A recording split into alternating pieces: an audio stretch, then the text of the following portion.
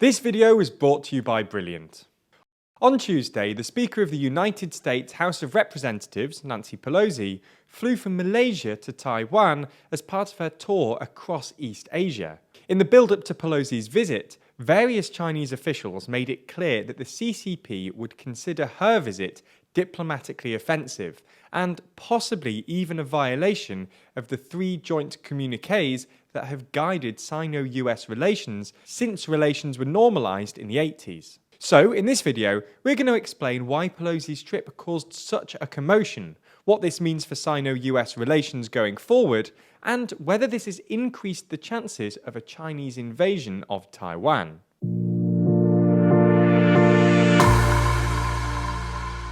So, before we get into Pelosi's trip itself, a bit of context. Pelosi has a long history of protesting the CCP's more authoritarian policies. She famously held up a pro-democracy banner on Tiananmen Square in 1991 and made a habit of visiting pro-democracy Chinese dissidents.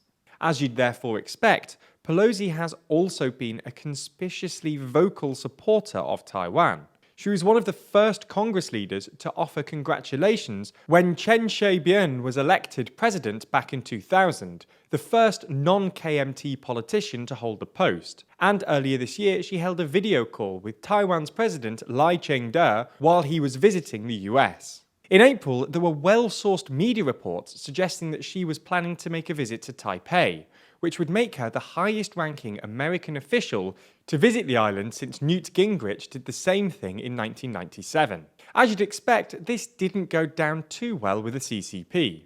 And the Chinese Foreign Ministry warned that Beijing would take, quote, strong measures in response to what it perceived as a gross interference in China's internal affairs. Pelosi's April trip was ultimately cancelled because she contracted COVID.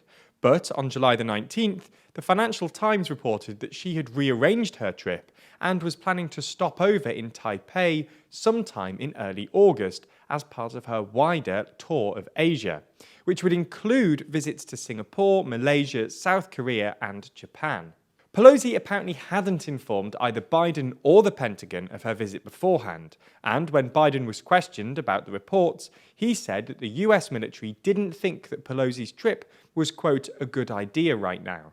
Nonetheless, Biden didn't tell Pelosi not to go, presumably both because he didn't want to abandon Taiwan and because he was wary of Republicans outflanking him on the issue ahead of the midterms. Xi Jinping and Joe Biden held a scheduled call on July the 28th, which ended up lasting for the best part of 3 hours. But, at least according to the respective readouts, no progress was made on the Pelosi-Taiwan issue.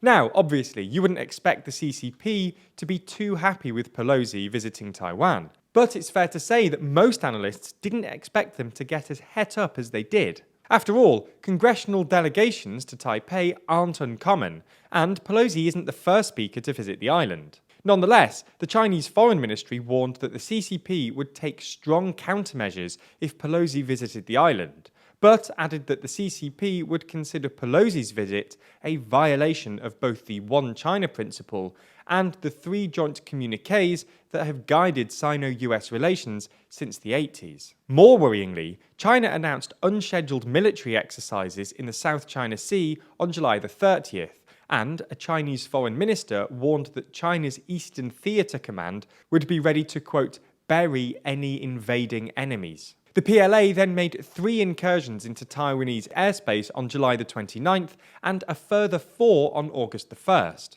The US military clearly took these threats seriously and deployed some of its Pacific military assets near Taiwan in anticipation of Pelosi's visit. Chinese state media ran furious editorials criticizing both Pelosi and Washington more generally, with the English-language Global Times warning that all options are on the table and quoting a Chinese defense minister who said last month that China will, quote, not hesitate to fight over Taiwan.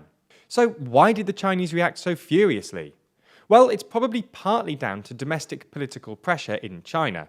Pelosi's visit comes ahead of the CCP's 20th Party Congress, an important conference that happens every 5 years, where the CCP's top brass decide policy and leadership structure.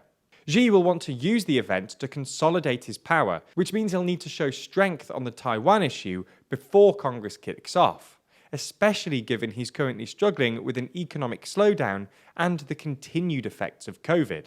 It's also worth noting that Pelosi's trip comes a day after the so-called PLA Day, an annual event commemorating the founding of the People's Liberation Army that falls on August the 1st. But perhaps the overriding reason the CCP reacted so furiously is that, in the last few years, Taiwan has clearly become the #1 policy priority for Xi.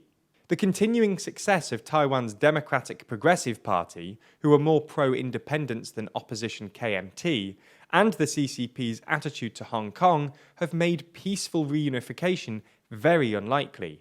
Xi has nonetheless set his sights on Taiwan, which is why he's recently invested so heavily in the PLA and specifically its navy. At the same time, Xi has launched a campaign to pressure Taiwan's dwindling number of diplomatic partners to cut ties with Taipei, to some success.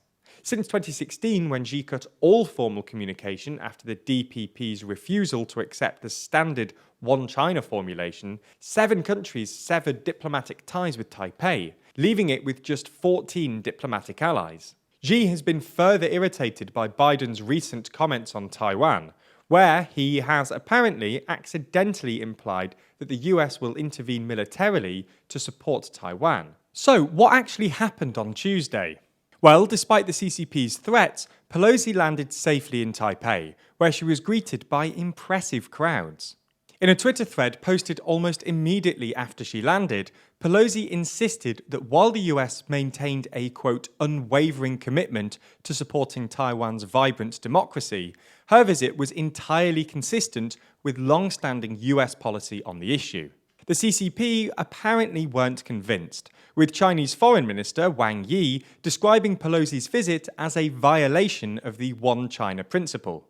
Moments after Pelosi landed, the PLA announced that they would be performing live-fire drills around Taiwan beginning on Tuesday night and lasting until Saturday. Worryingly, the areas designated for these drills overlapped with Taiwan's territorial waters, something the PLA has never done before. So, what happens next? Well, if the CCP do decide to intervene militarily, they're unlikely to go for a full-on invasion of Taiwan, both because it would be difficult to pull off and because the weather conditions across the Taiwan Strait aren't currently ideal for amphibious assaults. They're instead more likely to occupy some nearby islands like the Pratas Islands or possibly even the Penghu Islands, both of which are currently administered by Taiwan. However, while this might not be as bad as a full-on invasion, it would still be a terrifying step towards World War III, and the recent developments nonetheless mark an all-time low for Sino-US relations. Now, it often seems that decisions made by countries and leaders are at random and without any real purpose. However, if you'd like to be more logical in your decision making, then you should check out my favorite course on Brilliant. Their logical thinking course might start simple, but it builds, teaching you logical reasoning skills until you're solving problems which previously looked impossible.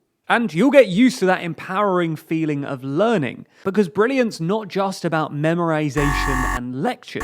Brilliant teaches you by doing, using active learning techniques to teach you the principles behind otherwise complex subjects, and ensuring that you actually understand what's going on. Using this teaching methodology, you can learn about all kinds of STEM topics. That's algebra, applied probability, calculus, gravitational physics, and even cryptocurrency. In fact, they even have a new course from Kurzgesagt, which I have to say, I found very personally exciting and spent a lot of time playing with. Anyway, if you want to learn in a more fun way, then you should sign up to Brilliant. And the link in the description will get you 20% off an annual premium subscription, which is not only a great deal, but also supports the channel.